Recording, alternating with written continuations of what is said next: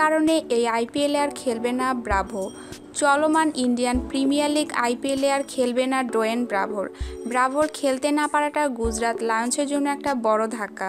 দলের তরফে এই খবরের সত্যতা স্বীকার করে নেওয়া হয়েছে। টুর্নামেন্টের শুরু থেকেই হ্যামস্ট্রিংয়ের চোট নিয়েই দলের সঙ্গে ছিলেন ব্রাভো।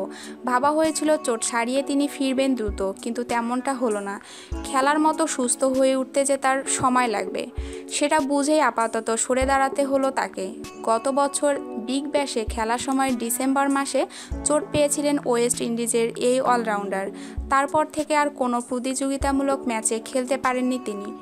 আইপিএলে যখন গুজরাট দলে যোগ হয়েছিলেন তখন ভেবে নিয়েছিলেন প্রথম দিকে খেলতে না পারলেও পরের ম্যাচগুলোতে ফিরতে পারবে, বা হ্যামস্ট্রিংয়ে অস্ত্রোপচারের পর এখনও খেলার মতো ফিট নন তিনি। কিছুদিন আগে একটি ভিডিও পোস্টে ব্রাভো লিখেছেন তিনি অনুশীলনে ফিরেছেন, কিন্তু তাতে লাভ হলো না। গত মৌসুমে 15 ম্যাচের 17 উইকেট নিয়েছিলেন তিনি।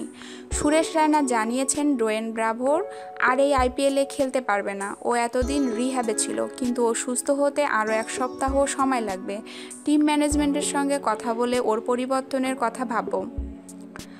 আমাদের চ্যানেলটিকে ভালো লাগলে ভিডিওটি অবশ্যই আপনার বন্ধুদের সাথে শেয়ার করবেন এবং ক্রিকেটের নিত্য নতুন নিউজ পেতে আমাদের চ্যানেলটিকে সাবস্ক্রাইব করবেন। ধন্যবাদ সবাইকে।